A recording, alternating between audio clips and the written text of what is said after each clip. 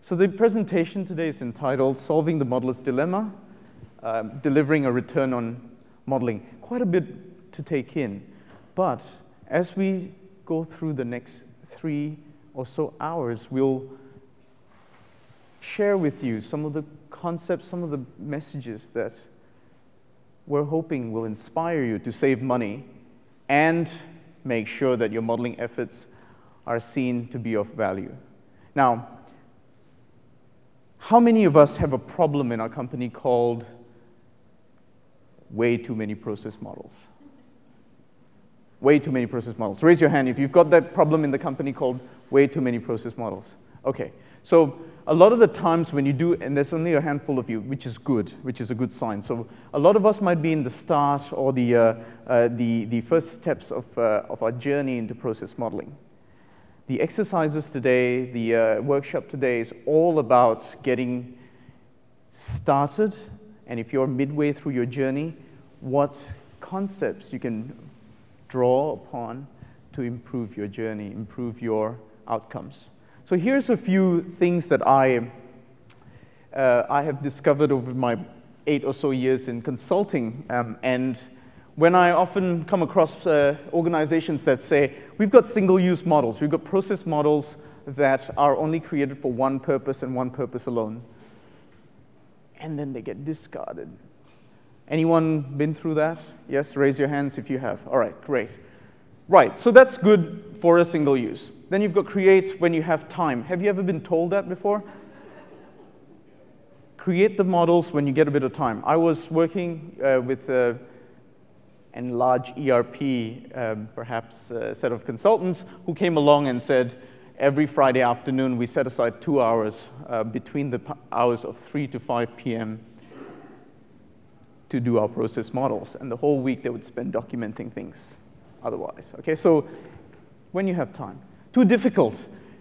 I've had this so many times. People come along and say, oh, it's way too difficult. Your boxes and your lines are just way beyond comprehension. You get that as well. And what do you do then? Right? So too difficult. Needs training. You need time to get in there. You need a proper competency. Of course you need a proper competency. Look what happened the last time you didn't do it with a proper competency, right? Okay, so then who owns them? You've created all these wonderful charts and wonderful models. Now who looks after them? All right, you've done the job, right? No governance in place, and we often find they get stacked up on the side and forgotten. So there's a lot of nodding heads that I see, which I think would share the pain that I've been through, and I'm hoping that in the next couple of hours and a half or so, we'll be able to share some of these insights with you. I'll tell you stories. Has anyone been to any of my talks before? Patty, you have? Okay, great. Thank you. It's just 2 of you, so I can reuse some of my material. That's okay? All right, good, thank you. So the mantra that I'll be using most of today will be create a model once, it's useful, use it again, it's valuable. All right, so we'll hopefully at the end of the session, you too will adopt a thinking of this sort.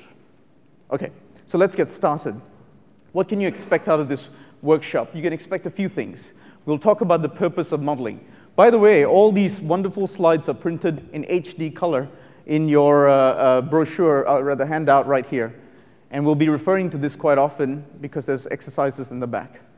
All right, so define the purpose of modeling. That's the first thing we do. Why are we modeling? And I'll show you some of the reasons that organizations around the world do modeling. And I'll share with you some stories of how I elicit this information. Sounds pretty simple. It is, and it's supposed to be the first step. Balance the pragmatic, semantic, and syntactic qualities. I've been accused of using big jargon words, but that's the only way I can probably differentiate myself. But you know what I can do for you? For the next, maybe in the next hour or so, these words will not sound so foreign anymore, at least in the context of process modeling. Then we'll look at design and use of modeling conventions, standards, conventions of how we perform process modeling in an organization in a standardized way, in a controlled fashion. All right, so I'll give you some scenarios of where you'd use something like that. And of course, go through the 6 steps in which you can prepare good conventions. Reuse process models. By reuse, I don't just mean having it available at all times. I'm talking about integrating it into your organizational methodology.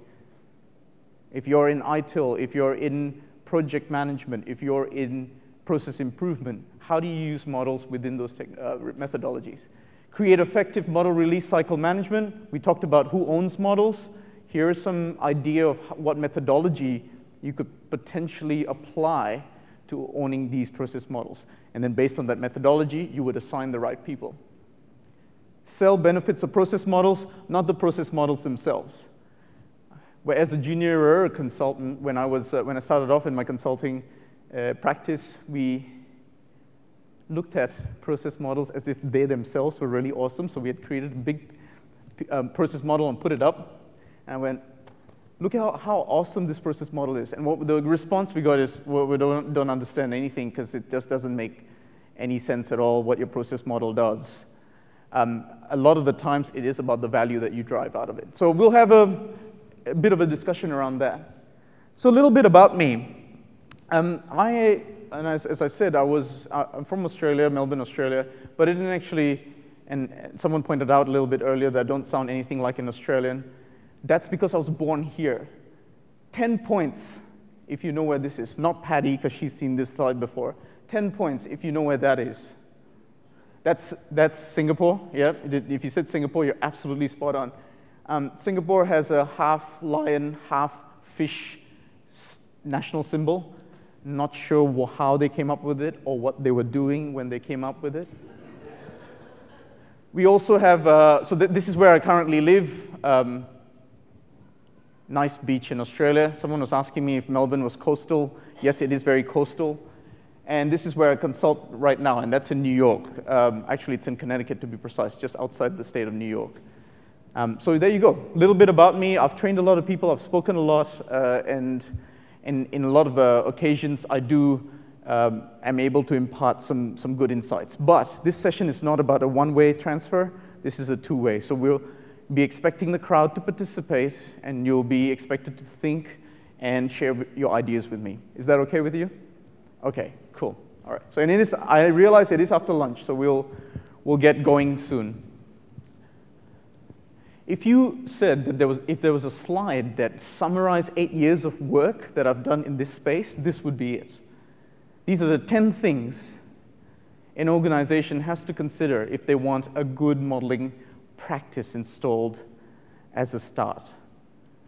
Now, you could be in mid-flight in this, so let me explain what they are. Purpose of modeling, we spoke about that a little bit before. We've got the scope of, deciding the scope of modeling right here.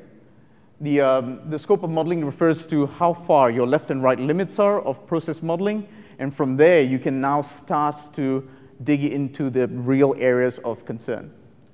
The depth of modeling, how far do you go? Some people come over and say, you know what, 5 levels is enough. It's not about 5 or 7. It's how many actually count for what you're trying to do. Highly driven by the purpose and the scope of modeling. We will resolve the modeler's dilemma, which is your syntactic, semantic, and pragmatic elements. And we'll talk a lot more about those. Design and use modeling conventions. Reuse process models. We talked about that a little bit earlier. The role of process architecture. How do we ensure that all the process models that we create have a home to live in? How do we ensure they have relationships with other things? How do we form an ecosystem? Govern model lifecycle, we talked about ownership. Model quality framework, that's a pretty cool one because the last 2 clients that I used that at, they were able to secure funding just based on the model quality framework. So we'll talk a little bit more about how you can create your own too. And then, of course, sell the model benefits. Sounds good? 10 things is a lot of things, so we'll probably concentrate on a few elements more than we will others, the important ones. It's like choosing your favorite child. So you can imagine the tough time I had going, I think I'm just going to do 6, or 6 that describe the best, right? Let's get a few definitions out of the way.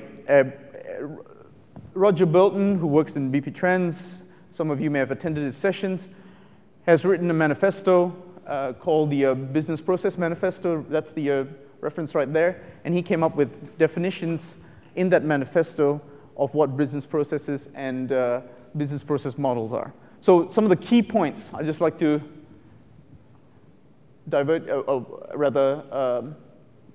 just get you to pay attention to these keywords. Work performed, creating outcomes of value, that's a business process. A business process model is a description of how that work is being performed, keeping in mind the relationships that are important. All right, so that kind of sums up what I'm going to refer to as business processes, what I'm going to be referring to as business process model. Cool? We okay with so far?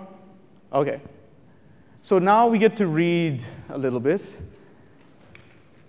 In your high definition copy of exercises, if you go all the way back, at some point you'll come across the white and bright laundry services. I'd like you to just have a quick read of that, and while you do that, I'll prepare for the next session. It's not a very long, and I'll just give you a summary of what the case study is about.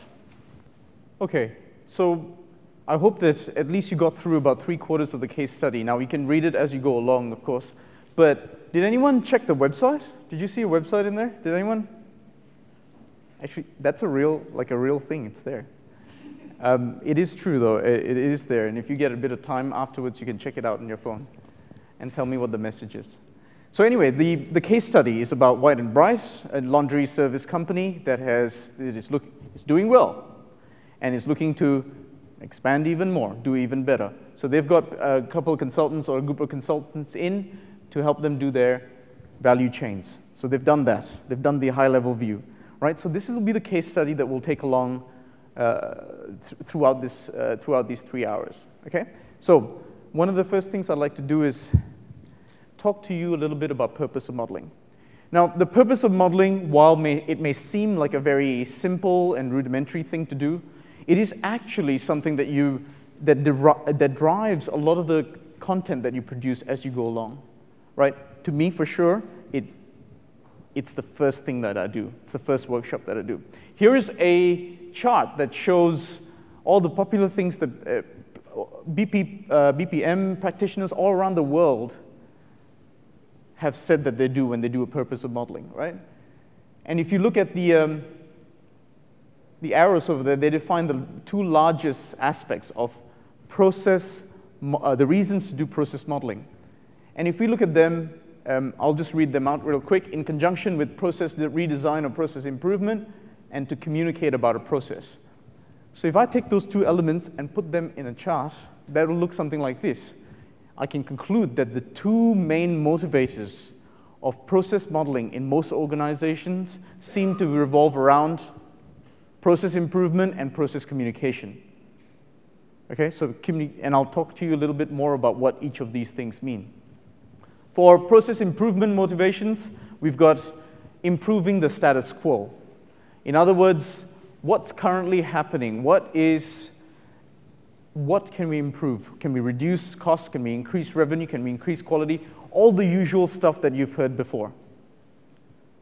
But it's important because it lets me define the kinds of views, the kinds of conventions, the kinds of governance, and the kinds of roles that process models play in process architecture. So that's way down the line, right?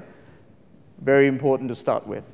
So we got to think about our purpose of modeling. We got to think about what standards and conventions are applicable to an organization like that, and where we can reduce work like duplication work. Certification and auditing is another big aspect of communication. So many organizations that I've dealt with have done process modeling for the sole purpose of just auditing. Have you experienced that? Yep, done process modeling. So Sarbanes-Oxley, all the for example, some of the banks will do process modeling for that very reason, right? So lots of uses. So be very clear about how the purpose of modeling is applicable at that time. Now, what you may find, here's a pitfall. Here's a pitfall. Early days of consulting, I was given a purpose of modeling. I was given the convention. So I took them and I merely did all the process modeling. This is 7 years ago. Then the modeling purpose changed.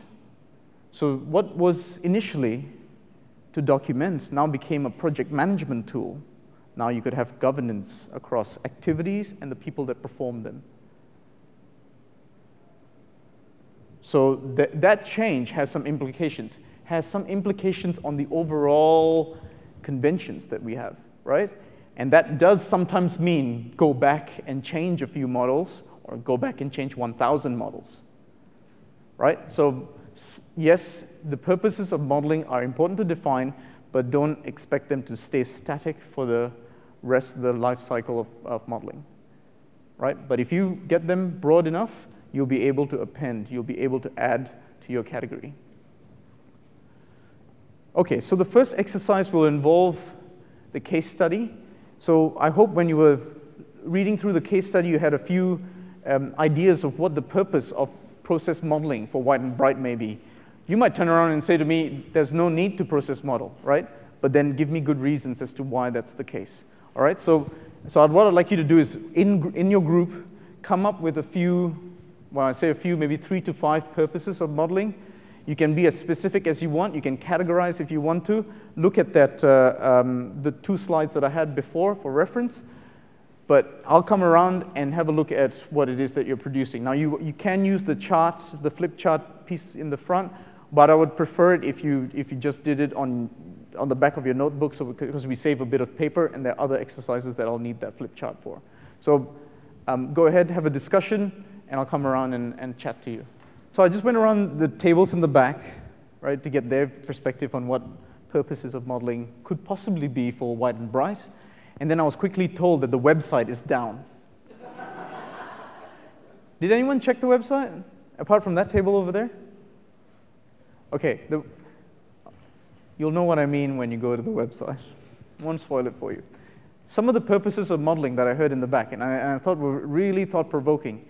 There was that group over there said to me that environmentally they were looking to be greener, and therefore process modeling will help them achieve that.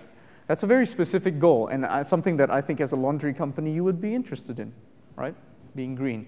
And then the group over there said, how about onboarding? How about supply chain education? I said, that's pretty decent as well. You'd want your process models to speak out and clearly lay out where it is that your organization plays a part in, and where your suppliers or your customers perhaps may play their role.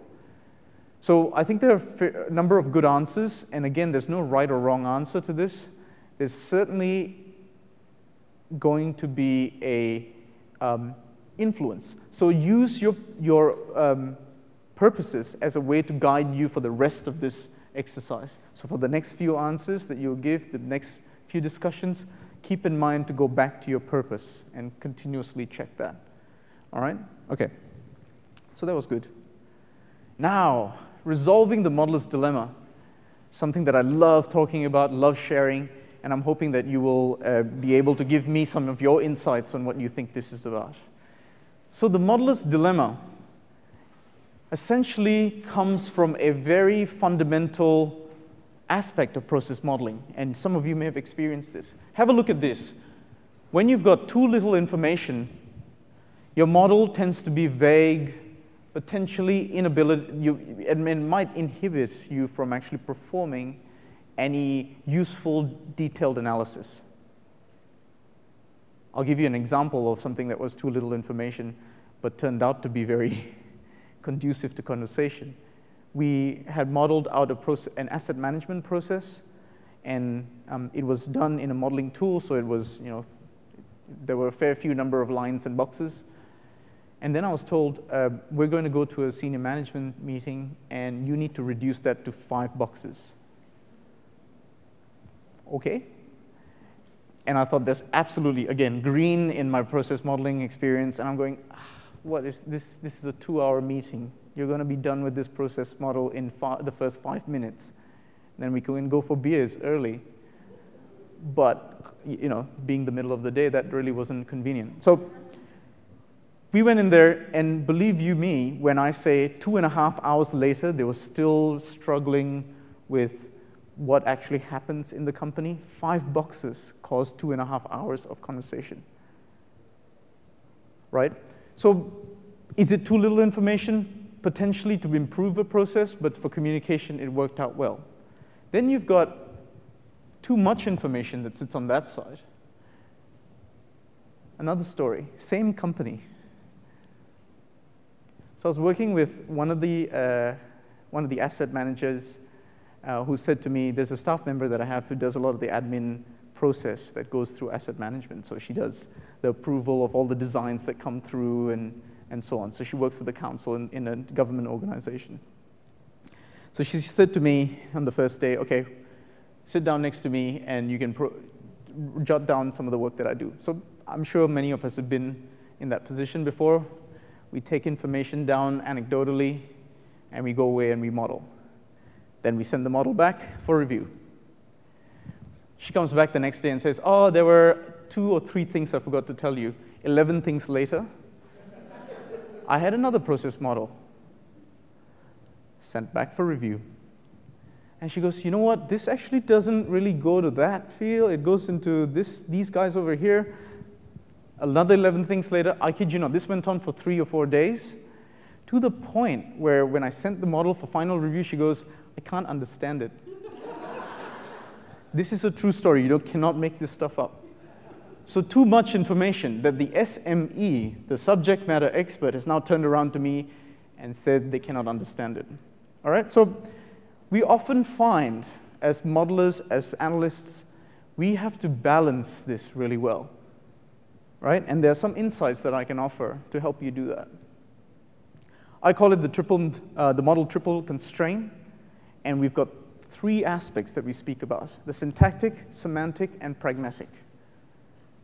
I'll go through each of these elements, but think of this triangle as the project management triangle, the time, cost, quality. Are you familiar with that? You increase time and something happens to the other 2. Yep. Problems happen to the other 2. Good things happen to the other 2. Same thing over here. As a modeler, the constant push that we get is balancing these 3 aspects. And we're about to go through what these 3 aspects are. We'll start with my favorite, syntactic quality. Why is it my favorite? Because it's easy. Okay, so syntactic quality refers to the accuracy of notation. Syntactic quality refers to the accuracy of notation.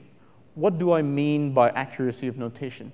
So how well does your model conform to the standards? Now, these could be universal standards like BPMN, where standards are well published across the entire globe, or they could be standards that your organization has come up with. For a lot of organizations I've worked with, they usually get about 1% of BPMN notation. Now, is everyone familiar with BPMN? Nods around the room, yes? You are? Okay. So notation and internationally known notation. You have other notations like UML, you've got EPC, so these are the event-driven process chains and so on. Syntactic quality describes how close a process model comes to those conventions. And you would do that through usually a check of a visual check, and occasionally using a modeling tool if you've got that in your company, right? Is everyone okay with that? With the syntactic check? Okay, pretty easy, pretty straightforward. So here's an example of a real-life model that we use that has high amount of syntactic quality because we followed event-driven process chains to the max. Every single rule, hopefully, I'm hoping that every single rule up there has been adhered to.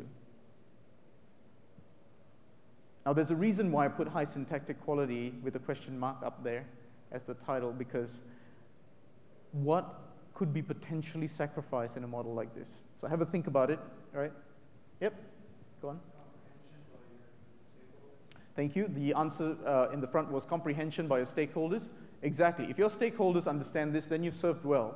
But if you're after a model that's suitable to a whole range of stakeholders, including some business users, this may or may not sit well with them. It definitely did not sit well with, you remember those guys I told you about that converted all of our process models to Visio? So you can see why their motivation was so, right? But we were serving to a different audience. So you can imagine how we struggled to find the balance. All right, there's more to this story. So the first thing is syntactic.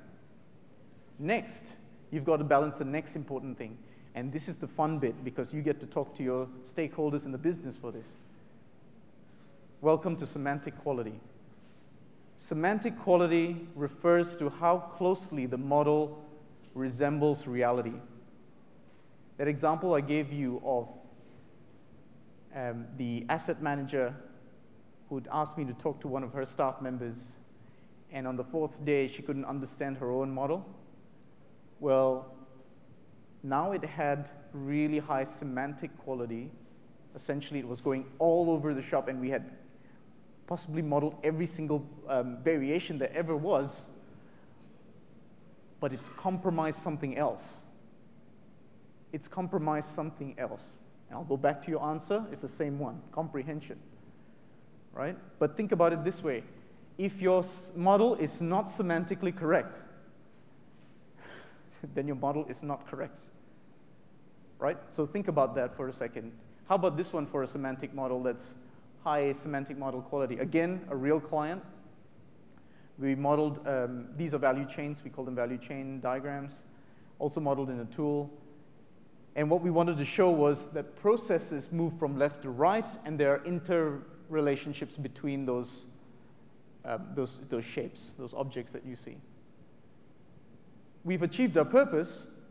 We made this very semantically correct. In other words, this is exactly how processes move in the organization. All good, right? So think about this. What is compromised in a situation like this? Maybe detail, right? So now comes the third pillar, or the third corner of that triangle. Pragmatic quality. Now, pragmatic quality refers to how useful a model is to the intended audience. So how is the form and the use of relevance? So pragmatic is the same as understanding by the audience. How is that different from previous one? Which is? Semantic? Okay, semantic is how close it represents reality. So the question is, what's the difference between semantic and pragmatic? So once again, semantic refers to how close a model describes reality, and pragmatic refers to how close the model is fit for purpose. So for example, you modeled for training purposes. Now going back to your purpose, is that really suiting its purpose? If it's not, it's failed in the pragmatic quality. Yep, good question. So are we comfortable with the three aspects of the model? So here is a very pragmatic, what I call a very pragmatic model. I can communicate this to you without words. And those of us who are from Australia know that we've got a very strong coffee culture in Melbourne, hence the motivation. So when you look at this model, no words are required, but what is required is, can that sit in my repository of all the models that I have in my company? Maybe the answer is yes, right? But think about that. Think about the implications of that. Okay, so we've talked about the three things. What I'd like you to do next, let's see if it's, okay, sorry, we have one more slide before, one or two more slides before we get into the exercise. For those of us who like truth tables, here is one. When something is high in syntactic quality, and high in semantic quality, and low in pragmatic quality, you may find that the adoption of these process models may be limited, right? Because the intended audience is not actually using them, but they've been modeled. And a lot of the times, I actually find that that's happened, right? And a lot of organizations that we deal with tend to then go that extra step to make them highly pragmatic. Next line. Low syntactic quality, high semantic quality, and low pragmatic quality, you get inconsistent models. So basically what you're telling your organization there is that do what you want, as long as you capture what's happening on the ground. You have full creative license. Has anyone seen a problem in that? Yes, thank you. A few.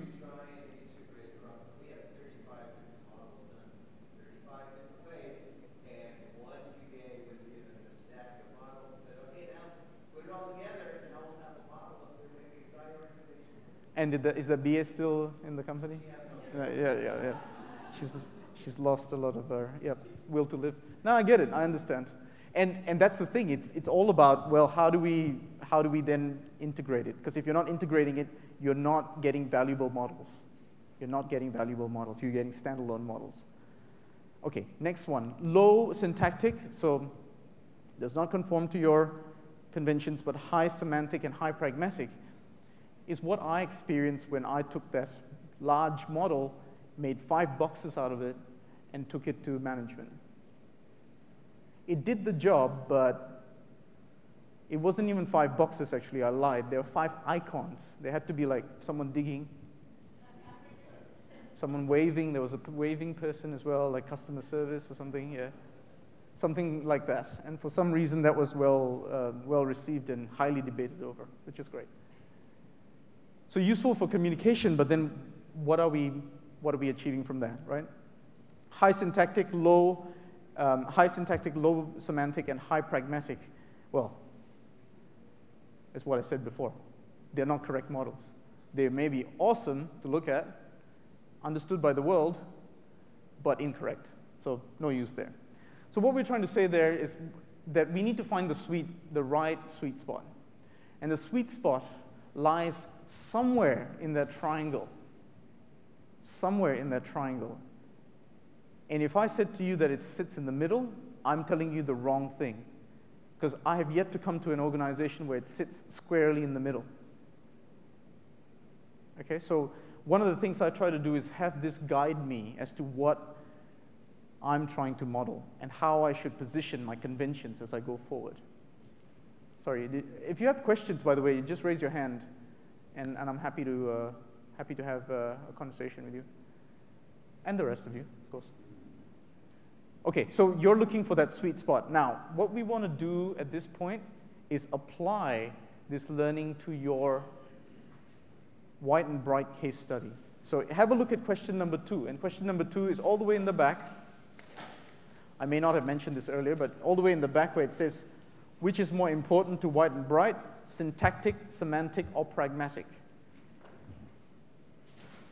Not that you're saying that one is the only thing that you pay attention to. It's whichever one's most important that you feel white and bright would concentrate on. And please have a discussion, and I'll come around. This time I'll pick maybe the second row to have a chat with you. So I went around and I had a look at what you had come up with, some of the reasons that you had come up with. And I think that there's some really interesting observations, and there is absolutely no such thing as a right or wrong answer. It is the answer that makes the most sense depending on your purpose, depending on your scope, depending on what it is that you're trying to do. Right. So having said that, I heard what I was pleased to hear is that everyone's got different points of view. There were some groups that felt pragmatic.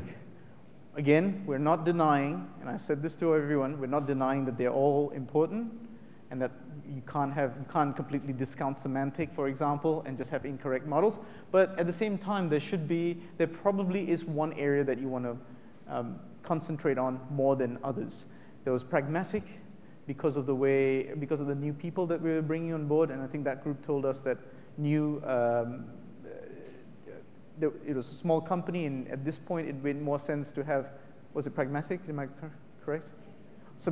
Close. Semantic. Semantic, sorry, my memory fails me. And then there was some, and you guys had semantic as well? I know that others had pragmatic. We thought of you was a trick question. Well, you guilty. Want us to realize that you really can't pick one and jettison the others. We were pretty willing to give this tactic as the most important. But on the other hand, these guys knew the business well. Yeah. They've been there from the beginning. But also they needed genetic experience with modeling, and if they're dealing with delivery companies and that sort of thing. It didn't have to be, it shouldn't be real detailed. So we thought it had to be overly pragmatic and semantic, so up against that side of the triangle. Right. As far away from semantic. Okay. And we'll find that that will be the case for most of us. We will clearly see that, and then that group over there, Lisa pointed out that there has to be a set of criteria. There has to be something that you can gauge this information on. And I'll tell you, that's the next stuff that we're going to discuss, right? What we're calling the model quality framework. But just to round off the points that are identified here, you will find that semantic, pragmatic, or syntactic side of things do not always form in an easy to digest piece. So this sort of information remains as you, as the leader of the modeling practice, if you must, this remains your framework in the background. There's a good chance that you probably don't show this to everybody to say this is my guiding principle, that I'm using syntactics, pragmatic, and semantic this way, but you will use it to guide you. So think of it as a lighthouse, very a steady point to guide you. And again, this can change over time, right? Can change over time. All right, next slide. So finding the sweet spot is a little bit tricky, as you've pointed out. What you need is what we call the model quality framework, a set of criteria that will help us identify how to do semantic, syntactic, and pragmatic checks and quality checks. What happened, and let me give you a little bit of a story. So I was working in Australia, in Melbourne, on a client that serves or does milk. That's their core product, milk.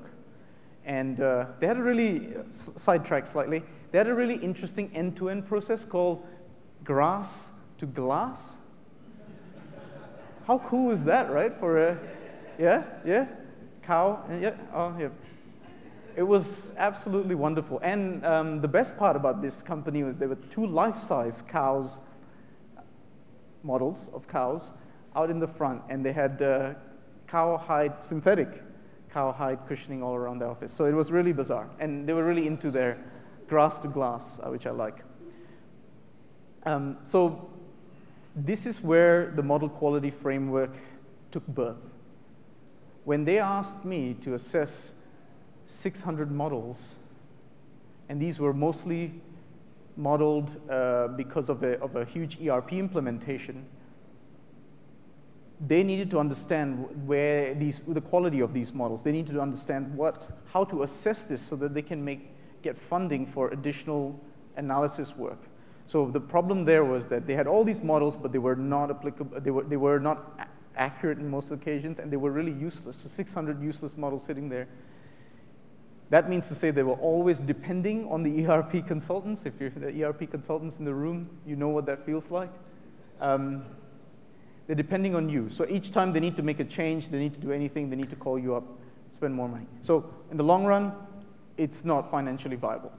So they came to us and they said, well, find us a way of assessing the quality of these models. Something that would make quantitative sense. All right, so that's where we discovered and we came up with the model quality framework. Now, the purpose of this model quality framework is all about measuring the semantic, syntactic, and pragmatic quality, but in a less subjective and more quantitative way. What we do is we assign weight to each aspect, and then we identify the minimum threshold. Right? And this is a little bit of a moving around exercise, and I will get to do one afterwards, but it's certainly a way to move the pieces in such a way that you're able to say anything below 80%, that's a useless model. That's not good enough for us. So back to the milk company, when we said that 89% of the 600 models were below quality, we had data to prove it, assessments to prove it, we got the funding, right, to do better process models. And that's when we went to the next phase. Yes? How would you determine the threshold? Yep, that is determined. Okay, so let me show you, and I'll take you through step by step how to come up with that. Now, what you see over here is the model quality framework. This is an actual working piece. Now, what I did take out is the content that they had under. So you can see from the left-hand side, we've got the type of check. So it's a syntactic, semantic, or pragmatic check. Then you've got a description. in that description, what I had to take out were specifics as to what you're checking. But this description gives you somewhat of a, and I'll take you through it verbally because I can do that. So the first one, syntactic, what are you checking? It's actually quite specific. You're saying these three boxes in this particular process model, do they conform to our view of how activities are modeled in our conventions, in our standards, in our agreed form? Right? And then based on that, you will give a certain score. Now, we had 7 different criteria of what this is. So I'll give you, so the form of the actual models or the actual boxes and lines. We had also with us all how decisions were handled. So were they the correct number of decision outcomes that came out of that particular model? Meaning to say that if you've got 3 outcomes out of a certain activity, are those properly labeled to define 3 distinctive outcomes of the process? We also had things like how your actors are used, how your organizational units are named, right? So you're naming terminology.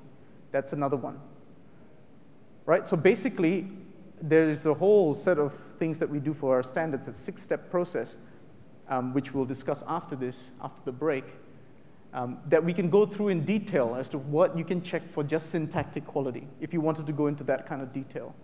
And for each of those things that you check, you assign a weight.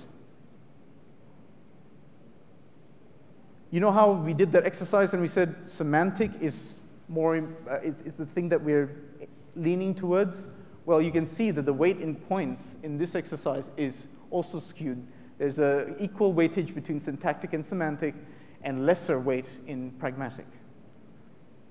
So in this example, they're more interested to make sure that the models are correct and they're conforming to our standards than the element of usage. In other words, we didn't go out there and say we want the whole organization to be able to use this. We had a very modest outcome, and I'll take you to the pragmatic. Sorry, I'm pointing, expecting a red beam to come out of my finger and go right there. This is what I was hoping. That. How well is the model understood by the average knowledge worker? So we had that as a simple criteria, and we had a list of roles that sat in that criteria, and we had weights on them. But isn't the measure of pragmatic not how well it's understood by the average worker, but how well it's understood by the intended stakeholder, which could be different from the average? Spot on. That's why this is an actual client. Right? When they said to me, the architect said to me, I want the average knowledge worker in our company to be able to consume these models because these are the people who will, by and large, be the group that logs on and checks the models for their reference. So you're absolutely right. If you're creating models for a specific stakeholder group, then put them down as a list of people or groups that you model towards. Yes?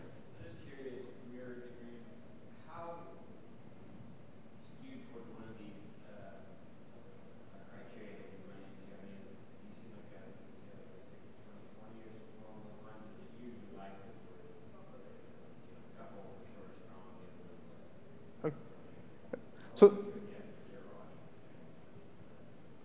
right, okay, so the question is, how do you, have I seen any other weights on each of these elements, and what is the impact of putting a 0?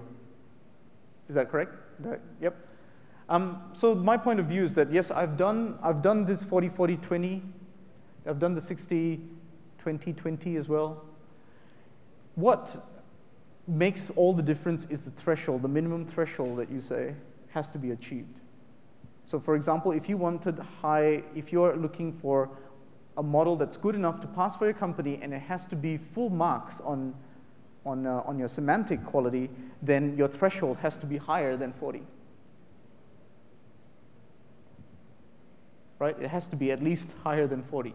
And that's the guiding principle that we use. Now, it can be 0, but very unlikely. I've yet to come across anyone who says, I'm not interested in how these models are consumed, not interested in how they conform to our... So I've yet to see that, but it'll be interesting. If you feel that way, then I would certainly Would be interested to find out what your viewpoint is on that. Okay. So again, we used this. We said, okay, well, the total number of points is 100 points, and the threshold at this point was 80, a minimum of 80 points. Anything below 80 points has failed our quality check. And then you can represent that in an Excel spreadsheet, make some awesome graphs and charts out of it. Okay? So quantitatively, for a large number of models, you can make this assessment. That's one way to use it. The other way to use it is to actually build this up as you model. So in the same example, in that company that I spoke to you about, the guys who sell milk, grass to glass, they said every model that's created goes through a governance exercise of an assessment of this sort, so that the modeler can understand the purpose of modeling. Remember, that's essential, and how well the model conforms to that purpose of modeling. This is one way to ensure that quantitatively we are not accepting suboptimally designed processes, because if they are, they're not valuable. I'm sorry, can you interpret that? Does that mean for any given model it gets anywhere from 0 to 40 points for its syntactic quality? Same model gets 0 to 40 for semantic, 0 to 50 for pragmatic, and then you go on to the next model? You can do it that way. You can do it that way. The way we did it was there was a minimum, well, not minimum, but there was if it met the minimum threshold, it went through. So if there were 7 things in syntactic quality, so the question is sorry, did everyone hear the question? I'm not sure if I just rattle off going, oh my God, I got an answer. And it excites me. I go, wow, my brain's actually here. So anyway, if the question is, what is the,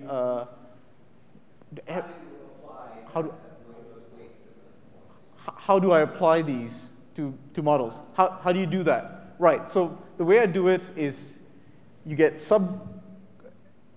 categories in each one of these. So syntactic, you've got 7 things that you check against. Semantic, same thing. How well does it conform to the reality? You've got a few things to check in that. So for example, completeness. All right, so now I know what I didn't cover, semantic. The completeness of a model, right, is one way to identify semantic quality. Does it have an org unit or a person performing that process? Right, that could be something that if you don't have, that's not semantically correct, because obviously somebody has to be in charge of that activity, or someone has to be performing that activity. Is there a system? Is there supposed to be a system supposed to be supporting that activity? Is there a piece of information, a data, a report? So you've got a whole load of things that you can check against. And if activities that don't conform to that semantic quality, again, how much are you willing to let it go? Because let's be frank, there's no such thing as a perfect model. I've yet to come across that. So you have to let a bit of, okay, so this brings us to the next point, which is how constrained is your process modeling environment going to be? How much of a leeway are you going to give, right? And that's one of our discussions later on. Okay. Yep. So just to follow up on that previous question, when you decide, okay, this model passes and this model fails, what is the threshold score at 100? So anything below, like in this case, in the milk company case, it was anything below 80. Right. So we looked at what are the things that are important to us. In syntactic quality, once again, laser pointer, finger. In syntactic quality, we had 40 points, and in semantic quality, we had 40. So the minimum that we wanted to achieve was full scores in semantic and syntactic. So those are different high importance to the customer? Correct, and that's why we have 40-40. Yeah, pragmatic is lower. So there are 8 points. You decided whatever was high, those points that's what the threshold is. Exactly, it's something that you agree on with your stakeholder. So we came in there. So the question is, how do we decide if 80 points was the right figure, right? And what we did was we said, okay, well, it's 40, 40. That's the minimum for syntactic and syntactic and semantic. And we said that that's the minimum score that we need to pass. But then that can be offset by your pragmatic. But the minimum is 80%. But you just arbitrarily agree with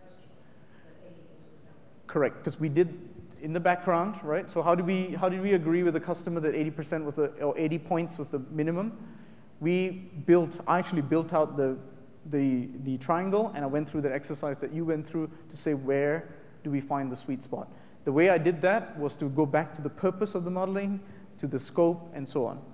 So it's what I'm saying to you is that it's not I'll just sit down and come up with this in 5 minutes. This is the bread and butter that puts food on my table. So it is the thing that we do over a period of time, and it's evolving, and 80% can change. 80 points can change. Yes?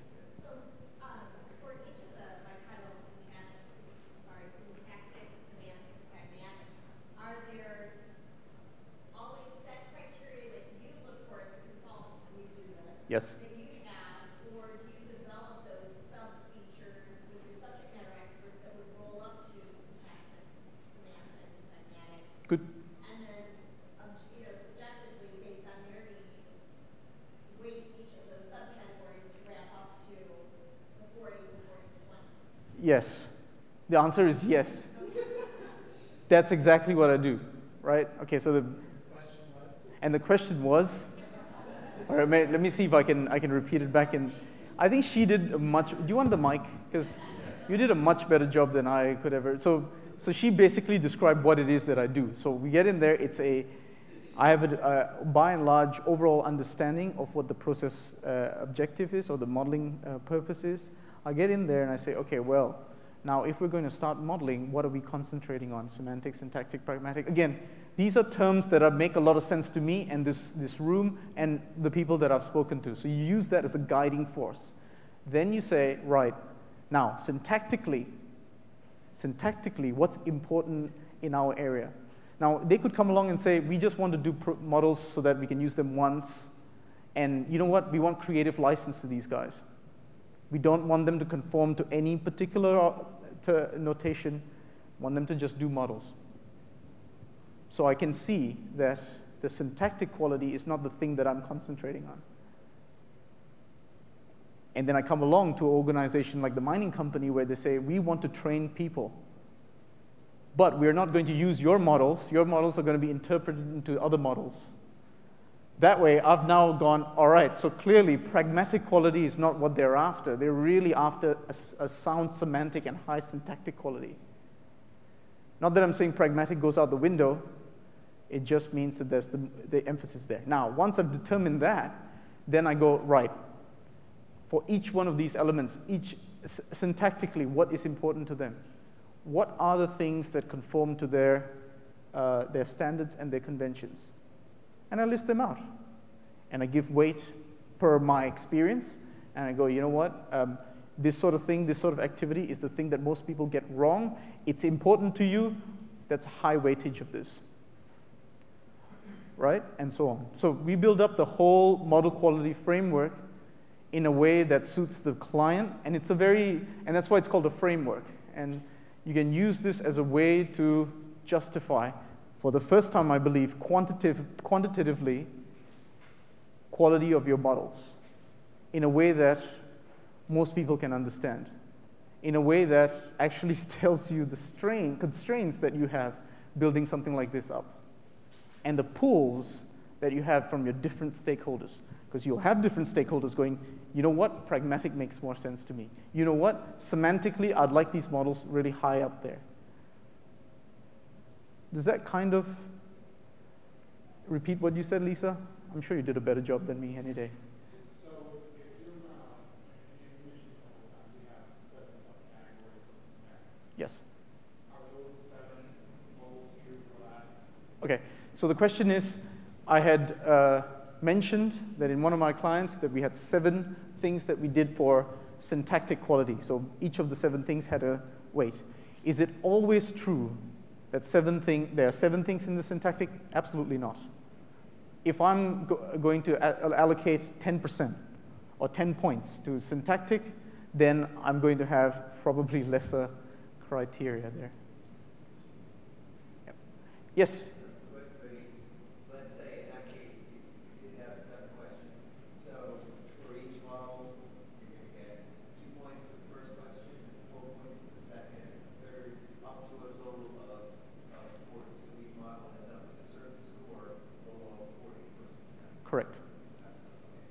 That's exactly what we do. Now you can make this 7 to just maybe 3 for ease to start off with. You may not need 7, because remember, every time you create a category, that category needs to be assessed. So you need to make sure that the person providing this service or whoever's doing that quality check has the right kind of skills to assess that too. But that's a whole different story. The point is now you have a framework to work with and a way to quantitatively either identify if your current models are up to speed or ensure that you have something as a gatekeeper to make sure you don't get. Okay, all right. So I'm just going to quickly check the time. We're about 5 or so minutes away from our break. So what I'd like you to do is, let's just finish off this task, and then we can go out for a break, come back to our to do our conventions exercise. So have a look at question number 3. You have approximately 5 or so minutes. So I hope that semantic, pragmatic, and syntactic qualities now make a lot more sense than they did about an hour and a half ago. And what we're hoping to do is, again, get that feel of how processes are modeled and the reason why we model processes and the things that are important to us, the quality of models that's important to us, will drive this next session, which is the design and use of modeling conventions. Now, a show of hands, who in this room has modeling conventions already defined in their organization? So just raise your hands. Raise your hands proud. There's nothing to be ashamed of. Okay, great. Thank you very much. So I can see that about 60% of people in the room have conventions already. So I'm going to keep this session fairly quick, because I don't want to be repeating something you already know. But I'm going to give you a 6-step process that I use to come up with conventions, and that you contemplate on which things are more important than others, right, for you.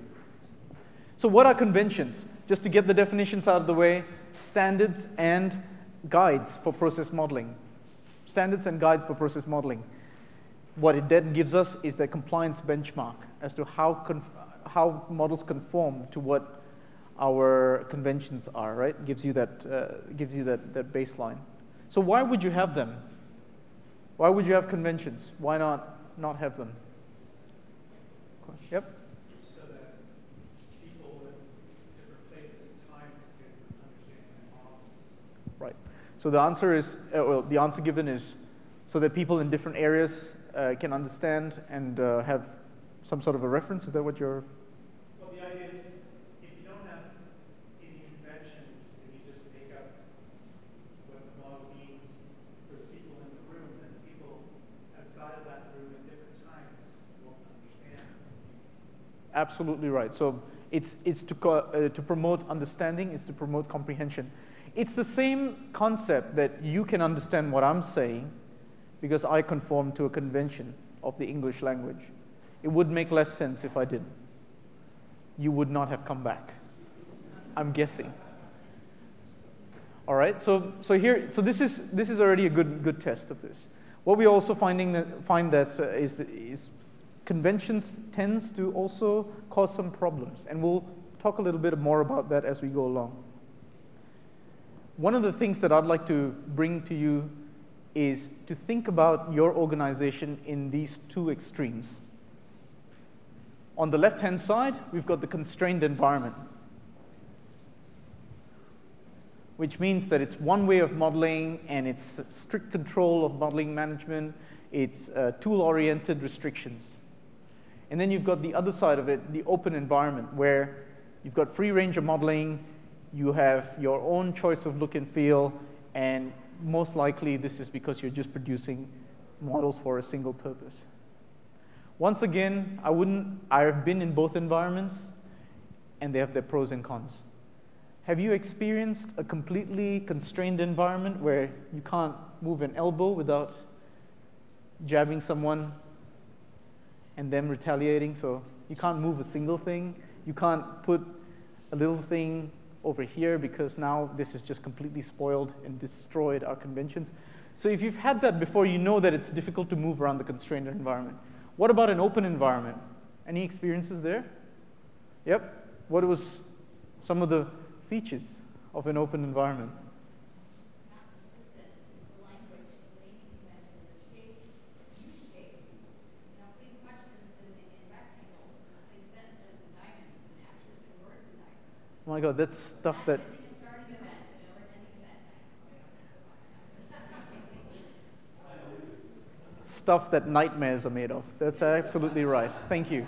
Thank you very much. So this is it. So there's no real winning in this, but what we are trying to do is modeling conventions provide some constraint to an otherwise open modeling environment, right? So we bring some form of order, some form of governance around this, right? And to create modeling conventions, we are about to actually do an exercise before we do that. I'd like you to have a look at your exercise material. Question number 4. So if I can have your attention, please. So I'd like to share with you some of my insights as I walked around the room, as I spoke to you. Generally, people feel that for white and bright, a good balance of the two is required, but predominantly it's in the constrained space. So in other words, there is a consensus in the room, more or less, that there should be some rules applied here, which is good because so the comment made here is, I didn't check their table. I may have overheard you say that the conventions are, is that right? The convention, no, you said no? We were much higher on Open, okay. With the exception of one table, most of us agree that, with the exception of 1.5 tables. All right, so more or less, so if you do want to go with the open environment, then your lesson is basically ended right here. I'm kidding. Yep. White and bright, yeah. This is the first attempt at model.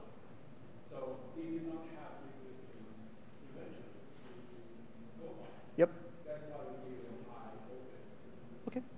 So, would that be possible?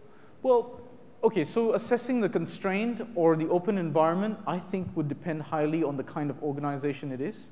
So the culture, that's why we have a little bit of a background as to what white and bright is like.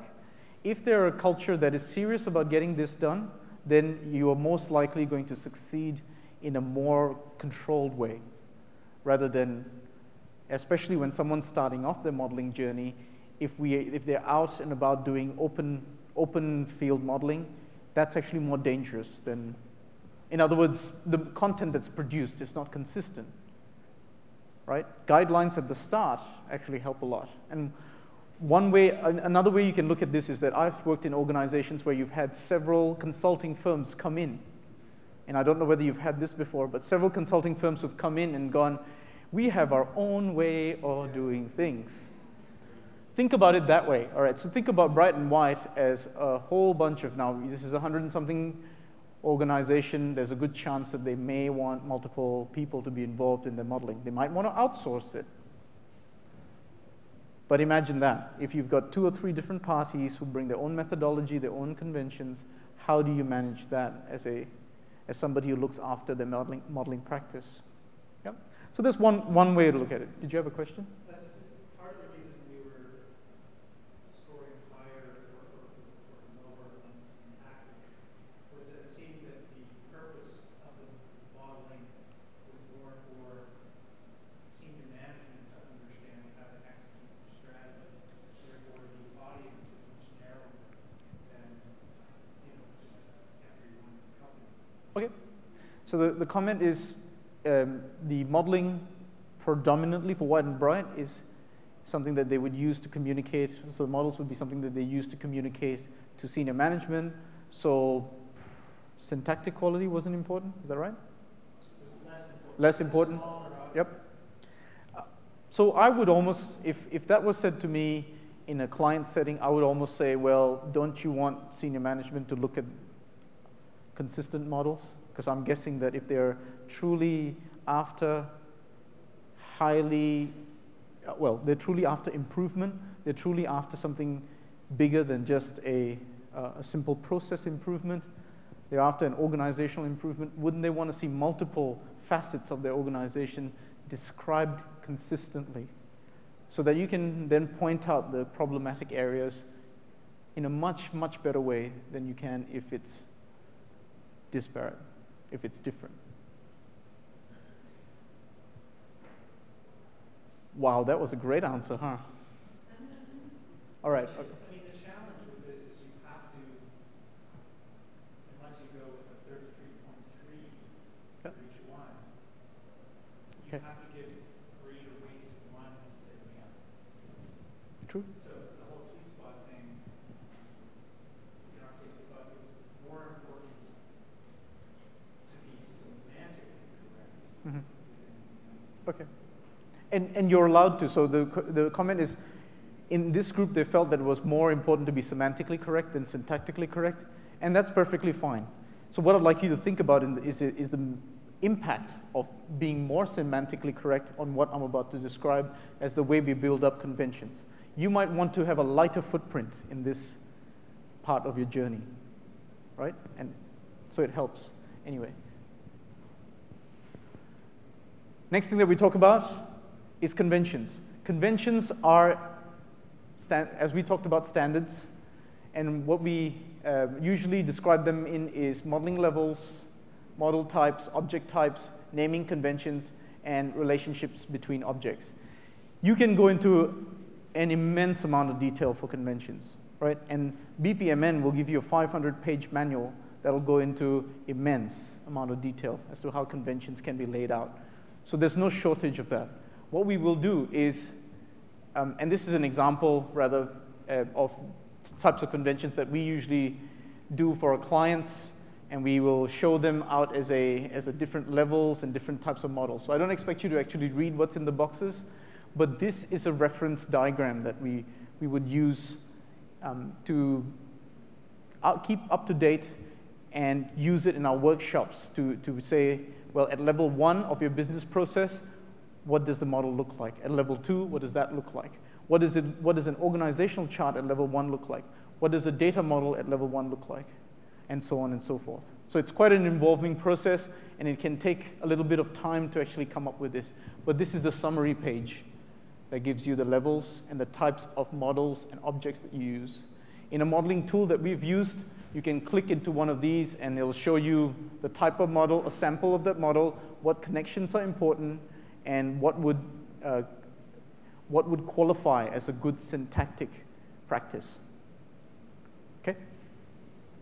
Now, to do good conventions, there are 6 steps. The intensity of these steps will highly depend on the type of the objective that you have in your modeling, and the type, whether you are after semantic, syntactic, and pragmatic, what levels that you have in those 3 areas.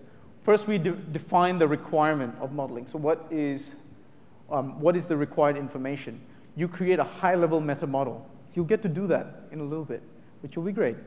It's an easy model to do, and it's a good start to getting modeling conventions going. Then we define the different modeling levels. Not 6, not 7, but enough modeling levels. All right, there's a way to do that. We won't go into that in too much detail today, because then I won't be able to finish by 4:30. I'm happy to talk to you about this afterwards. We define the types of models that we use at each level. We then go on to define the types of objects and experiences of the things that make up every model. We define the naming conventions, and finally define how or where these models or the various levels of models sit in an ecosystem of models that ties into the use of process architecture.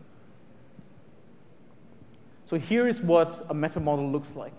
The lines are a bit phased out, but you've got process or activity that sits in the middle, and you've got things like information that has a first-degree relationship, services that have a first-degree relationship, applications, technology, people, and so on.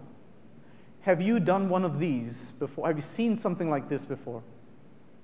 Right. So, yep, there's one hand raised. Great. So you think about the relationships that matter to you, the first-degree relationships between the different elements in the organization. Now, you will create a similar thing for white and bright in just a few slides, but you can find more information in the Bolton hexagon, which doesn't quite look like this, but this is highly inspired by that. It's an easy model to use, something that you can show your stakeholders, right? Easily show your stakeholders. The thing that you want in the middle is the thing that is the king. Now, I've been to organizations where they said, processes, what?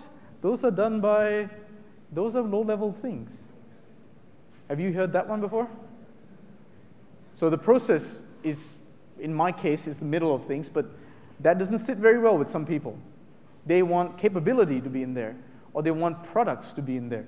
So whatever it may be, whatever is important to you, to your organization, has to sit in the middle. The reason it sits in the middle is because you want first-degree relationships with that most important thing. Now, if you say that the most important thing is in your organization is the organizational chart, then I would say, how do you plan to do any kind of analysis from there? Because we've had clients in the past, and you really cannot make this up, where they wanted to make a huge change in their organization, and the first thing they took was the org chart, and they went, all right, Phil's team's out. Meg's team is now reporting to John. And this was scary. It was scary. So we brought them back and we said, look, we need to look at this from a capability or a process standpoint. You're not getting rid of people. You are thinning down your processes. You're getting more efficiency out of what you do. This was in the education sector. All right. Then you've got, so each one of those bubbles that you saw before has a leveling concept, right? So imagine that you're looking at this from the top, and each one of these things is a cone that has a leveling concept. Yeah? We're okay with that visual? I wasn't sure how to actually show that, besides actually going 3D'ing out, which I might do in the future, but this is what you'll see in each bubble.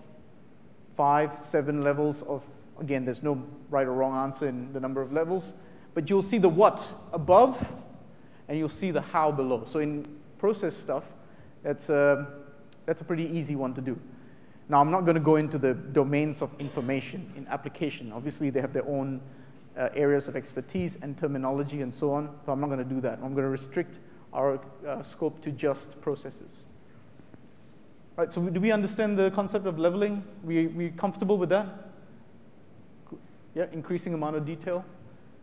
Now, which notation? This is a question I get asked all the time. Do we use BPMN? Do we use EPC? The answer is not simple, because the question is not simple either. It has high impact downstream, but my advice would be to pick one, right? And pick one that makes the most sense. We were working with a government organization in Queensland, in Australia, and they picked a notation because the shared services had already picked their notation, so they wanted to connect. I think that's a pretty smart thing to do. Pick something that's already been used, pick something that your suppliers are using, perhaps, or pick something that is well known in the organization, but pick something. Here is a chart that shows an overwhelming amount of people using BPMN.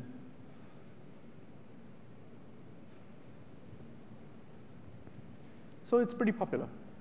All right, okay, next. So here's an example of a set of conventions that we did for a client. We've got 5 levels. We started with value chain diagrams in the first 3 levels, and then we went on to event-driven process chains, which is a more appropriate diagram for the levels below. Other types of value chain diagrams, I'm sure you've seen these go from left to right, value chains.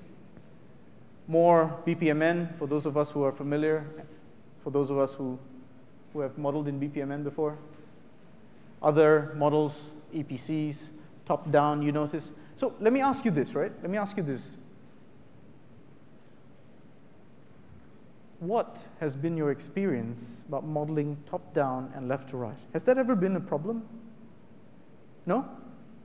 It has? Okay. What does your organization prefer? Whatever fits on the paper? Awesome. Great. Top-down. I find that there's a whole range of psychological implications of why people want to do it that way. versus swim lanes. Do we like swim lanes, by the way? Do we like swim lanes? All right. Have you ever conducted a workshop with swim lanes? Has it been painful? Yes? Yes, it has been painful from my experience. Because we can go away with a process model with swim lanes in it, and people tell us that it's the right process model, and then this is for real, did an experiment, removed the swim lanes, and immediately, like, the whole room went, that's not the correct handoff. I said, why did you say it was right then? Because everyone's just looking at it, right? So you know where I'm coming from with this, right? So I would suggest, if you're going to use a swim lane type of diagram, you understand well the implications of the organization culture that's connected to that. But that's a whole different story, right? Okay, define the way objects look. So whether they're blue, whether they are yellow, they're red. Believe it or not, there was a mining company I was working with in Perth, and they had asked us to, they were using a modeling tool, and by default, the modeling tool said organizational unit, so someone in the organization, a team or a department, is represented by a yellow box. And they went, but that's not a corporate color. We want orange. Right, so, I'm not saying it's wrong. I'm just saying it's important. Even color matters, right? And you probably have this experience already. People going, oh, color that a little bit different. That's a problem area. Color it red, right? Naming conventions, usually pretty straightforward. In the process world, gets a little bit tricky. In the application world, gets a little bit tricky. In the information world, perhaps. But in the process world, it's fairly straightforward. Verb noun is what we use for any active nodes. And the other way around, if some of you have attended Alex Sharp's presentation yesterday, there was a dance that he did, which I particularly found mesmerizing, right? Review application reviewed. Is that what he did? Yep. I certainly can't move like him, but it's close. All right. Next thing is, how do you structure this whole thing, this whole beast? Now, it's important to actually give this some thought. Now, what I've shown you on the screen here is just a set of folders. In a modeling tool or any electronic modeling medium, you can actually do a lot of thinking around where you make these models live or you keep them, right? Only because searching can be improved by that and a few other things, right? So you want to keep them in a nice, contained environment. And I'm happy to talk to you about some of the ideas that I have, but we will not go into that too deeply, but something to consider. So what I'd like you to do is, on the last page, of course, as your exercises go, the question number 5 asks for a meta model. All right, so for those of us who are not, who saw the meta model before, this is the end product of the meta model. All right, this is what I would like you to draw. And you can use the big chart in front of you, and you get to stand up and work the Snickers off. And for those of us who had them, or the Coke, you get to come up, draw stuff, and what I'd like you to do is do a chart like this, based on what you've read in white and bright. Tell me what you think the central thing is. Is it process? Is it capability? Is it so on and so forth?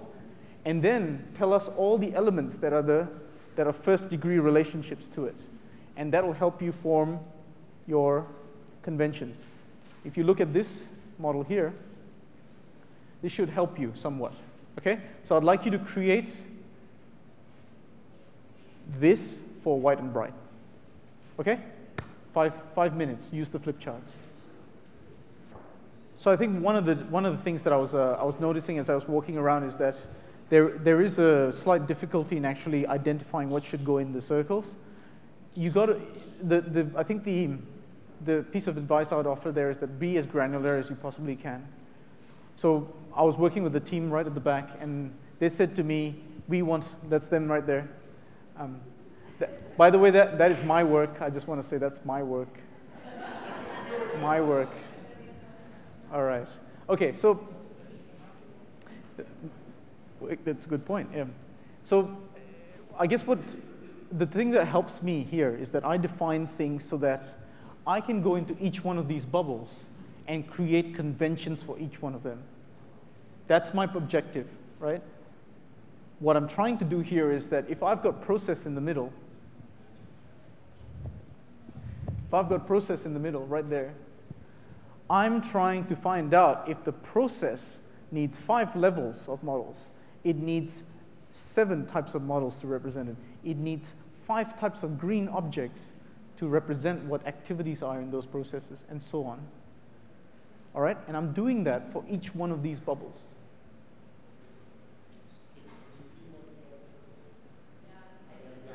Of that one. Okay, you can have a look at it. I don't think it's particularly done yet, only because what they had in the middle, and you can see it, the thing that they had in the middle is learning and growth, right? What they had in the middle was learning and growth. Okay, that's good. I'm glad I wrote large. Okay, so that is not so much of a process type of thing, but it's something to think about. If the objective is to achieve learning and growth, then how are you planning to do that? Okay, then they said that we plan to do that by doing training. Thank you. I think we're good now. Thanks. How do we plan to achieve learning and growth? We plan to achieve that by training. Well, how do you train? Well, you train by having content that you need to train people on. So that's the information side of things, right, up there. Then you have people that train people, and that's the organizational side of things. Then you have applications that support those training. That's the application side of things, the technology, and so on. What this is supposed to do is help you identify which areas you need to establish conventions in, so that when you do your modeling, you have a holistic model. So when you do your semantic checks, you're defining, for every process, you need to have at least one organizational unit attached to it. Now you can start making rules based on this meta model. It guides you how to develop the model, or how to develop your conventions rather, and it guides you on what type of relationships are most important. How does that sit with you? Okay? That's why I get so uncomfortable with this, because you've Yep. got 6 items on the side, and each one you said has a first level relationship with process. First degree relationship. Yep. First degree Yep. relationship. But when you just said a process, we need to have some element of information model with it, that immediately said to me, well, wouldn't an information model have a first degree relationship with services, for example? Would it? In which case, how do I decide what good is that versus doing anything else in the middle, as opposed to, for example, something like a data model or an object model, very simple, just 7 boxes, but now I can have multiple relationships. And that's perfectly right. So the comment there, I hope most people heard that. Yep, multiple relationships, absolutely possible. For every relationship that you create, you have to create some form of conventions and standards that govern the way that relationship is shown to you. So what I've found in my experience is especially if you're kicking off something like this, if you've got multiple relationships that go from information to people, people to technology, technology to information, applications to services, you get a whole web of things. That is a huge amount of standards that you need to come up with. You may come up with it over time, and I've seen in organizations that have done that. We created an application architecture for the grass-to-glass people, and we did link that to our process architecture, which is the thing that sits in the middle. But as a start, you want to keep your conventions simple so that you can build them, at least from the set go. Otherwise, too many relationships spoil the soup. They do. They do. Then don't put any relationships, because it's misleading. It implies the absence of a relationship where you have your own one. Why not just have 7 items and say, when we discuss rules, this is the kind of model we need to have. Yep. We don't need to have a model for services Yep. and et cetera. Yep. You could definitely do it that way. I think we're trying to arrive to the same thing, but with different techniques. And you can start with 7 bubbles that have no relationships to each other, define your 7 bubbles, and then see which should connect to which. Is that what you're trying to say? I'm just saying, it looks like you're making a statement by drawing that diagram, and yet it's inconsistent. It's like it's semantic. It's Okay. not semantically accurate. Okay. I'm happy to have a conversation afterwards. I'm just going to keep going because of time, but I'd love to pick up that conversation with you after. Okay. The next part of this exercise talks about reuse of process models. Reuse of process models is about how we incorporate process modeling into our existing methodologies. Now, do you have that in your organization where you say, here's a step in my methodology, in my delivery, something, in my project management methodology perhaps, that requires process modeling explicitly done? Do you have that? Do you have some sort of a governance step along the way? You encourage it? I'm on a governance committee. You're on the governance committee, so you're mandating it? You're saying, that's good. Well, that's what we want to do. So process model reuse comes in 2 forms. First type of process model reuse is to say, we're going to use process models in an existing methodology, say like process improvement methodology or project management methodology. The next kind of reuse comes from actually reusing the content that's in the process models. So for example, if there is an organizational unit that does a particular role, like review applications, they also perform another role, which is authenticate user, right? And that's a lower level process, but what you then get to do is analyze the fact that this particular role performs 2 or more tasks in the organization. So this, to summarize, 2 ways of reusing process models. So why do we reuse process models? Reduces work, increases modeling efficiency, and all of these other things. So, impact analysis and so on. The most important one is impact analysis, right? To me, sometimes my role involves working with architects, and for them to be able to understand the impact of a change in the organization, they need to have some sort of a central way to understand what needs to move, what needs to shift, what needs to be deleted, what needs to be retired, what needs to be added on. Okay, so I think out of all of these, the impact analysis tends to be the most appropriate. So here is a shameless plug. Now, if you looked at the program, I do a presentation on Thursday morning as well, and it's on the 2 virtuous circles. And we talk about 2 methodologies that sort of intertwine to gain momentum. So that's the PO circle, the process ownership circle on the left-hand side over here, where we measure, target, respond to things, to process performance, and then that has an impact on how we improve the process. The as is, the usual as is, to be, and to do. It's just a methodology. If you'd like to find out more about it, 8:30 a.m. Thursday morning. It's early. So the question I ask here is, where do we model? And you may have something similar. Obviously, it may not look like this, but you may have a similar methodology. Do you actually identify where modeling happens? Where do models get enhanced? Where do models get changed? Okay, so we've got I'd like you to attempt exercise number 6. What advice would you give White and Bright about process improvement and reuse of process models? So some of the advice that you would give to White and Bright about their reuse, I went around the room. It was more around how modeling can be incorporated into their existing methodologies. If their objective is to improve processes, what is the methodology that they offer, and what steps in that methodology would you apply process modeling to? All right, so these are the kinds of questions that you would ask as a consultant. When I go into an organization, I find out about these things. I find out the existing methodologies, and we actually break them down to understand where we can put this process modeling as part of an active activity in that. right? And then that would lead, I'm going to just skip that slide.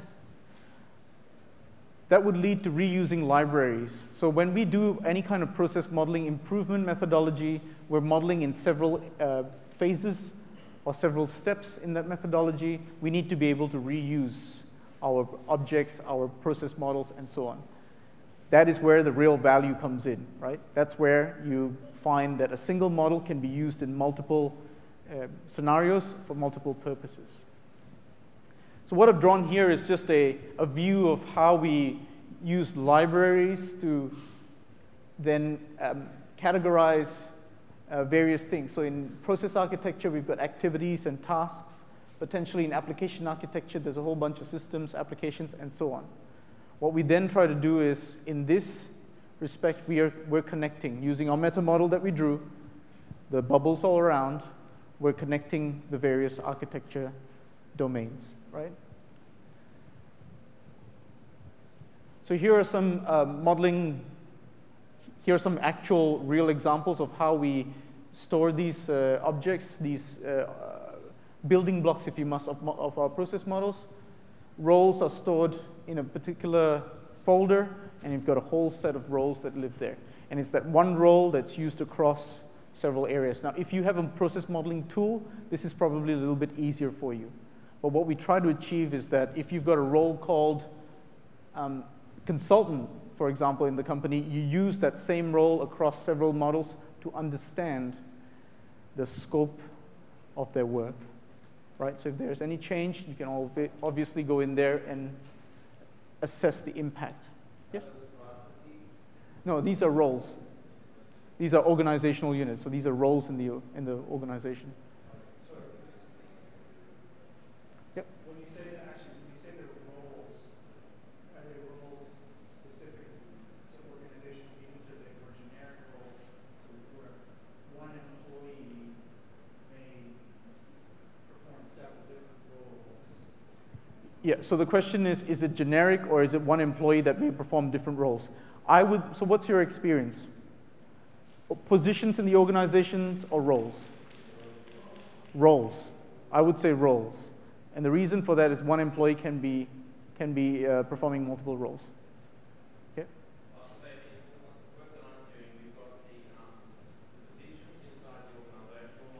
Uh-huh.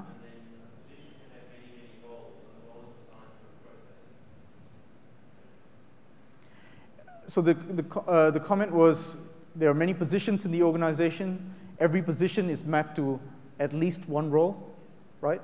And every role is then connected to a process. So this is a great use of the whole library concept of reusing, right? And roles can change. Positions can change, but roles tend to remain fairly consistent. So how do you create those linkages? In Roles in the processes and roles in the organization? This is where the whole library sits. So the question is, how do we make the connections between the various domains? You would use a process model. Or, let me give you one better. Whatever you had in the middle, like in this case we've got processes, that's the thing that you use to connect everything here else. Sorry, just hit my mic there. Right? So this is one of the reasons why we come up with the meta model, so we can understand the various libraries, how they connect to each other. Right? And the conventions actually tell you tactically how that's to be done. Does that make sense? An example of a reuse, again, it's a fairly generic example. You've got a process that sits in the middle, and then you might have an application, an information piece, and a role, and then that application is the same application that supports another process, and that's pretty straightforward. You get this sort of stuff all the time, and you can do your impact analysis based on this. Right? Okay, so we are almost at the end of our exercises. The last two questions, well, actually, number 7 we might skip due to time. We might skip that one, but essentially, this number 7 was about what libraries are useful for Wide and Bright and why. The question is not hard. What it's asking you for is this. For each one of the each one of the bubbles that you've produced, you would have essentially a library. You've defined how they should look. The library contains the contents that sit in this. If I said that the organization, like the example that I had before, has 3 levels. It has a position connected to a role. Just 2 then. Two levels. I've got a position connected to a role. So I've got a position and role here, and role connects to a process. Does that make sense? That's the kind of library that I want. I want the role library to contain 2 elements, position and role. What's the answer to the question? It says you want library, so what's Yep. the name? Are you asking for a name? I'm asking for a name. That's right. And the name would be a role library, a process library, an application library, and so on, a business rules library. Right? It would highly depend on the meta model that you have. Does that make sense? Yep? Okay.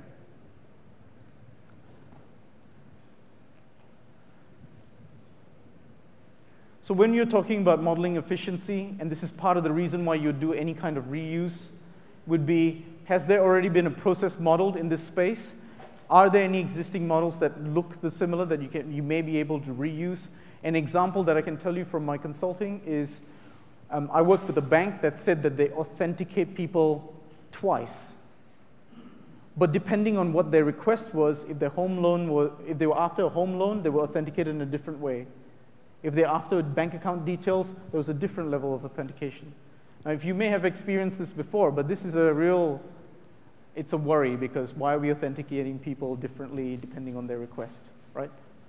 That was one of the questions they asked. So this is a view of how we can identify if there are existing processes with variations in there to help us reuse, reapply, and so on. So authentication should really be one, I mean, in my point of view, it should be done in one way. And if it's done in 3 ways, it allows me to do that analysis. We're talking about multi-factor authentication. Yeah, that's right. Can I clarify something under why we use process? Third bullet was most process variation. We want process consistencies versus variation. You want to so the question is, why would you do process variation? Do you mind if I pick that up afterwards? Because I'm just trying to make sure we have enough time to complete our work. So just making sure that we have models that are disposable or are reusable. What we find is that when you approach a modeling environment, you have models that can be used in a managed fashion, or you can have disposable models. So back to our initial thing about, do we have models that are throwaway models, or do we have those that are reused over and over again? And depending on that, we have a modeling governance framework to help us out. Okay? So if this is the usual, a very simple 3-step process that I can use to govern my models, especially if you want them to be reused. You create or change a model, you then apply all the things that you learned today, which is semantic, syntactic, and pragmatic over here. And then you make that model available for general consumption. And then you repeat that process if you have a change. It's a very simple, straightforward way to do it. But now you've got elements that help you along the way, especially that review cycle. Here's a more complex one. Now, I won't go through this because this will be more for your reference than anything else.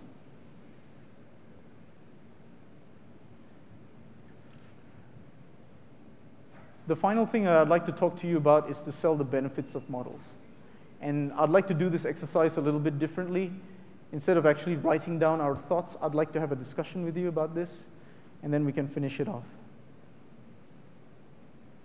Would you agree with me if I told you that this is the most difficult part of this 10-step process? In my experience, whenever I try to sell a picture, it's like trying to sell a painting. I mean, what's the value of a painting? Would you say that, I use great quality paints, or I use great quality brush to make this, or my canvas is like, nobody else has that canvas. But you're selling a little bit more than that. You're not really selling, you're providing value. So if we can show benefit of models from value, that means to say that we have created them efficiently, we've created them consistently, and we've also been able to reuse them in our methodologies. We've been able to govern how they're being used so they're kept up to date, they are reliable models. We ensure that then we can add value. We're not saying that the model itself will cause miracles to happen. What we're saying is that used properly, it should do that. So how do you sell the benefits? How do you sell the benefits of process modeling? In a lot of ways, things like reduced risks, better decisions, consistent training seems to be the way that organizations resonate with values of process modeling. Now, what I'd like you to do is have a think about how your organization can benefit from process modeling. Is it through a way of consistently understanding what they do and then being able to provide better decisions? I know that in some organizations, at least the organization I was working for recently, they're doing process models because they have such different ways in which they collect information. Right now, it just sits in SharePoint. Right? It's just a lot of text documents that sit in SharePoint. And what they're trying to do is nobody looks after them. There's no governance around the SharePoint. Even though it's a document management system, nobody looks after them. Or the one person who looked after them has now left. Right? So what we try to do there is that we're trying to bring it central, and we're trying to bring it to an environment that's consistent and so on. Right? All those nice things that I spoke about before. So I'd like to open the floor to you to say, hey, what are some of the benefits that you think your organization can benefit from process modeling? Any takers? Yes? I think the biggest thing by far is something we haven't talked too much about, but when we train our folks on use cases, for example. Right. Say, I write SEQEUNCE up on the board and say, is that right or is it wrong? Say, what's wrong? It's got all the right letters. Yeah, but they're not in the right order. Right. The sequence, Yeah. the aspect of sequence here, so often the process of going through modeling the process makes people think about that. It's not just you need to do this, this, and also this, but in what order you have to go through and when it needs to connect to somewhere else. The act of going through that is, as you noticed in that one client, it's completely eye-opening. Sometimes it's radical. The number of times when we've done process discovery and process improvement at the same time, it's unbelievable. I did not know that that went there. Yep. We've already done process improvement right there. I can pack up. Yes? I was going to say to start small and don't model for the sake of doing process models. Sometimes you make people that you think you've got to model everything because that's what the team does. If I start with small and finding a smaller area, you can then demonstrate why it should be done. You can find something small and say, we want this improvement here. Do they get permission to go through other things? And that touches on a really good point. One of the things in that big circle of the process modeling excellence circle was scope of modeling. Now, we didn't discuss that in detail, but that's exactly what that tries to do. We identify the left and right limits of our modeling so that we're not trying to model the entire organization or entire world or entire department. We've got a specific set that meets the purpose of our modeling. Okay, we had... Yep. I was actually going to say, I can see where you could use it actually to give an overall view of the enterprise and what are all the areas and processes that make up the enterprise and help with strategy and vision going forward process overall. Yep, absolutely. I agree with you 100%. Yep.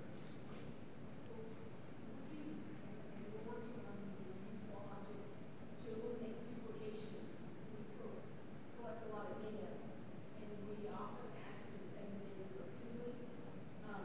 So if we reuse those objects, we can see, look, we're collecting this piece of data here, in this report, or here in this report, so that we can get our business group to ask it a lot.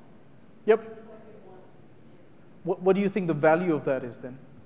It's, I don't think it will make the amount of data that we have that's duplicated a lot less. So we're storing a lot of extra data. And it will also impact our end users because they won't need to provide as much to us. They'll provide it once and then they're done. So what I'm hearing is save time, resources, all of that, and which equates at the end of the day, let's face it, save money, right? Absolutely. Others would like to share their benefits of. Yes? You had half a hand up. I saw that. You can't. Yeah.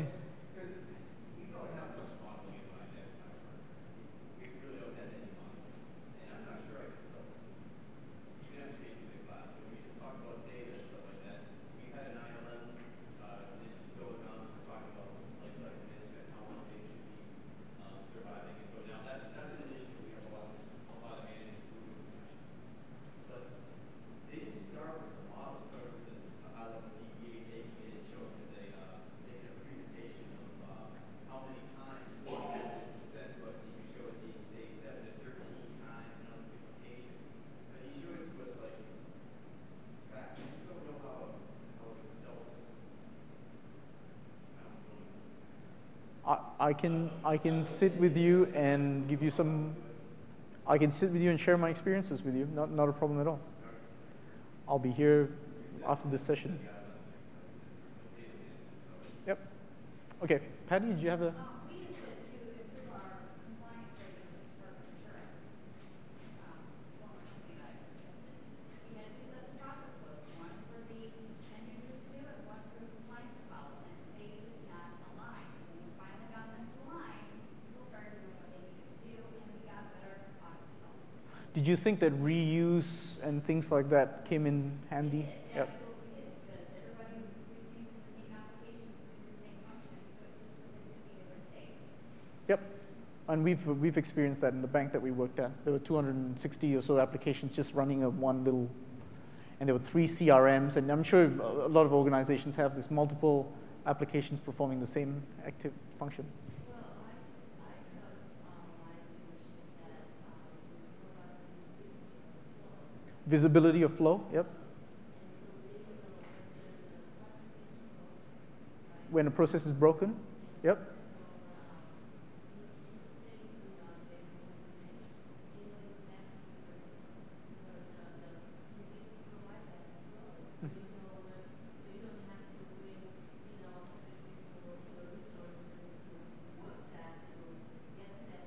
Yep.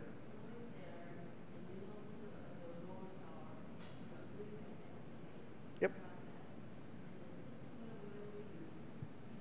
Systems that are impacted, yep.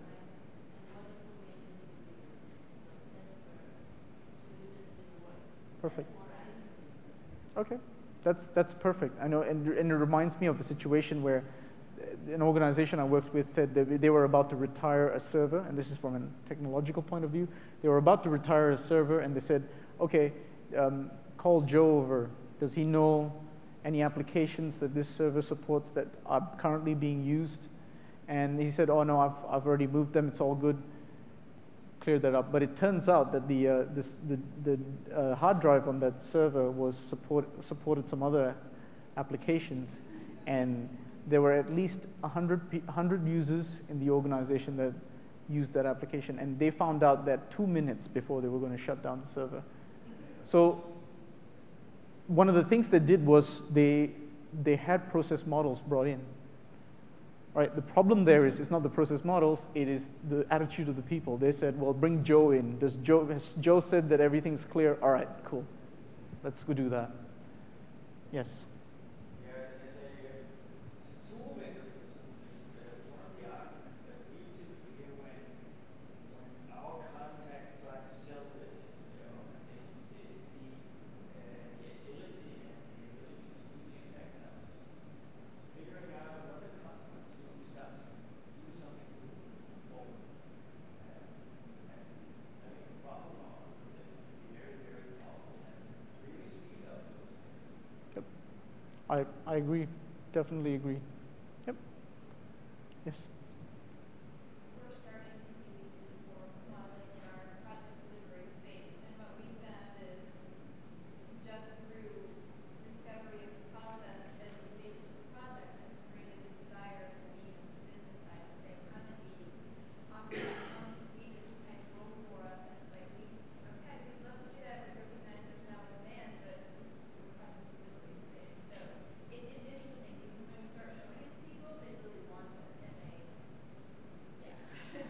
I smile at that because that's the reason why we do this work that we do.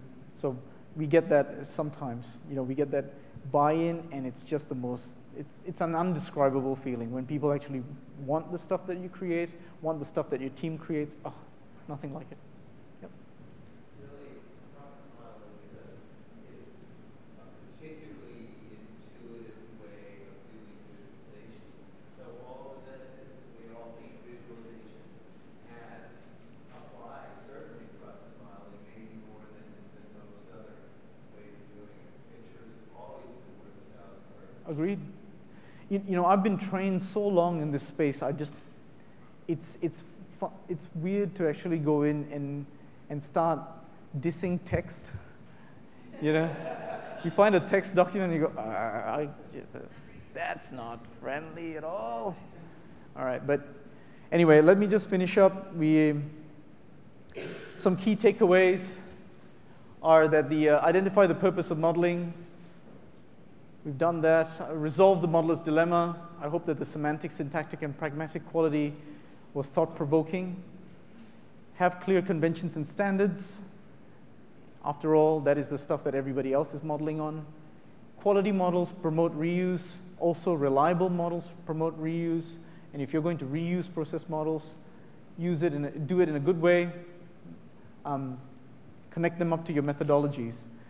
Govern the model lifecycle. I gave you a 3-step, very simple, create, review, and publish or broadcast way of modeling, or keeping track of all your models. Remember, if they are not accessible to people, you have a problem there.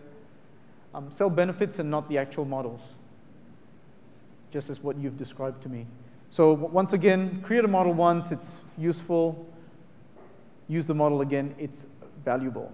Now, the whole modeling excellence thing goes for 10 steps, but that's me. I'm happy to talk to you at any length of time about any of these 10 steps. I've spent a lot of time thinking and coming up with this stuff, so I'm really, really proud of it. So I'm happy to share, happy to take on your comments, and your input into this, because obviously this stuff is still, it's still on its way. It's never going to be finished. So your input is always good, and thank you so much for participating in today's workshop. I hope you have a great afternoon and enjoy the conference. Thank you.